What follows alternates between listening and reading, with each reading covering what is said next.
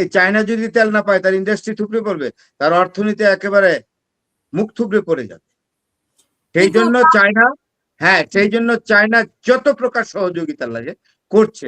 এবং Donald Trump যদি বাড়াবাড়ি করে, চায়না এবং রাশিয়া ফিজিক্যালি আবির্ভূত হবে ডেটারেন্স করার জন্য। তারা তাদের বড় বড় শিপগুলো তখন তারা আপনার ইয়েতে পাঠাবে, অ্যারাবিয়ান সিতে পাঠাবে, তারপরে আপনার পার্সিয়ান গালফে পাঠাবে, পারস্য উপসাগরে পাঠিয়ে দিবে। তখন ডেটারেন্স হয়ে যাবে, যুদ্ধ হবে তখন ওইখানে এবং বিশ্বযুদ্ধ হবে। থাকবে না তো। শোনেন, কারো পেটে যদি আপনি আঘাত করেন, আপনি তাকে খেতে দিবেন না, সব আপনি তাকে ভাতে মারবেন, তাহলে তো হবে না। ভাতে মারলে তো মানুষ সহ্য করতে পারে না, তাকে তখন রিট্রিট করতে হয়, তাকে তখন নিজের ডিফেন্ড করতে হয়। China and Russia are defending America in a very strategic way, supplying intelligence and other supplies of ammunition to Iran. So, ইরানের যে যুদ্ধ চালানোর সক্ষমতা অসীম। না, সে যে এখন বলতেছে, সে যে চিন্তা করতেছে যে হরমুজ প্রণালী দখল সে নিয়ে নিবে, তো এটা আবার হুমকিও দিচ্ছে যে সে যদি ইয়ে করতে না পারে তাহলে আরো কঠিন হামলা চালাবে। তো এটা সে কঠিনটার বাকি রইল কি? আর কঠিনের বাকি একটা রয়েছে, নিউক্লিয়ার, অ্যাটম বোমা। তো আমি তো বলেছি ইরান তো অ্যাটম বোমা বানাতে পারে উইদিন 2 or 3 days। এখন আপনাকে বলি, এখন আরো কমায় আনলাম, আগে বলতাম 7 দিনের মধ্যে বানাইতে পারে। এখন আমার মনে হয় ইরান এই কয়দিনের যুদ্ধে, 10 দিন, আজকে নিয়ে বোধহয় 10-11 দিনের যুদ্ধে, 11 দিনের যুদ্ধে ইরান যে অভিজ্ঞতা অর্জন করেছে, আপনি কি মনে করেন ইরানিয়ান আপনার নিউক্লিয়ার সায়েন্টিস্টরা বসে আছে? তারা কি আঙ্গুল মুখে দিয়ে বসে আছে নাকি? তারা they are absolutely on the brink of preparation to produce nuclear bomb, atom bomb at any time. তাইলে আমেরিকা যদি, এখন আপনি বললেন না আরো বিরাট আক্রমণ করবে, আমেরিকা ধমক দিচ্ছে ট্রাম্প, আরো বড় ধরনের ভয়ানক আক্রমণ করি, এরপরে আক্রমণটা থাকে শুধু নিউক্লিয়ার অ্যাটম বোমার আক্রমণ। অ্যাটম বোমার যখন আক্রমণ করার চেষ্টা করবে, এটা অবশ্যই চায়না এবং রাশিয়া এটা বুঝতে পারবে, বুঝতে পেরেই কিন্তু আপনার ইরানকে বলে দিবে। তখন ইরান যা করার তাই করবে। ইরান অলরেডি ইঙ্গিত দিয়েছে যে আমাদের কাছে সর্বোচ্চ ধ্বংসাত্মক অস্ত্র আছে, এবং আমরা যদি আমাদের অস্তিত্বের সংকট দেখি তাইলে এই অস্ত্র আমরা অবশ্যই ব্যবহার করব।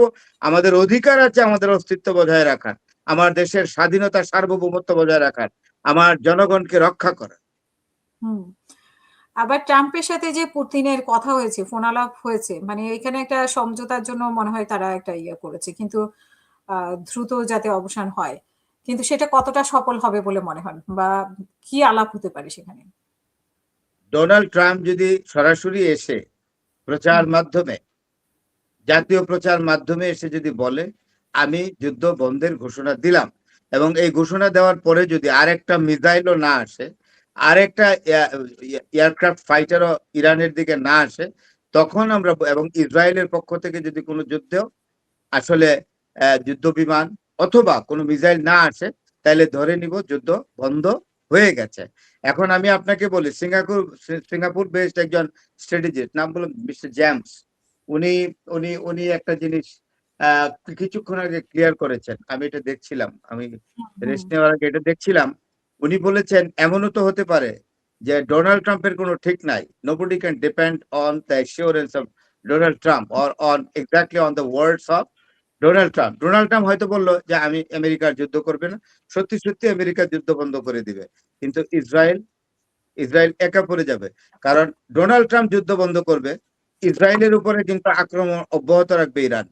তখন ইসরায়েল কিন্তু একা যুদ্ধ করতে হবে ইরানের সাথে এবং হিজবুল্লাহর সাথে এবং হুতির সাথে এবং আপনার আরো যে প্রক্সি দিচ্ছে ইরানের সাথে যে দলগুলো। এবং আপনাকে আমি বলি হিজবুল্লাহদের প্রায় আপনার হিজবুল্লাহদের 50,000, আমি আজকে রিয়াজ শুনে 50,000 মিসাইল আছে। এবং হামাস অত্যন্ত দূরদর্শী। হামাস কিন্তু, হামাসের নেতৃবৃন্দ ওই যে যেভাবে মারে ইসরায়েলিরা, টপ লেভেলের লিডারদের মেরে ফেলে। আপনি কয়টা হামাস আছে, হিজবুল্লাহ আছে, হুতি আছে, ইরান আছে, ইরানের সাথে 2টা পরাশক্তি আছে, সবকিছু তারা। ইরানকে আপনি কিভাবে পরাজিত করবেন? আমি 50,000, ওই ভদ্রলোকই বললেন মিস্টার জেমস, উনি বোধহয় সম্ভবত ব্রিটিশ থাকেন, উনি ইয়েতে আপনার এই সিঙ্গাপুরে উনি সেটেল করেছেন, and he is talking about international affairs. Very fine, very knowledgeable gentleman. উনি বলেছেন যে 50,000 মিসাইল আছে ইয়ার হাতে, হামাসের কাছে। এই 50,000 মিসাইল ভাবেন কতটুকু?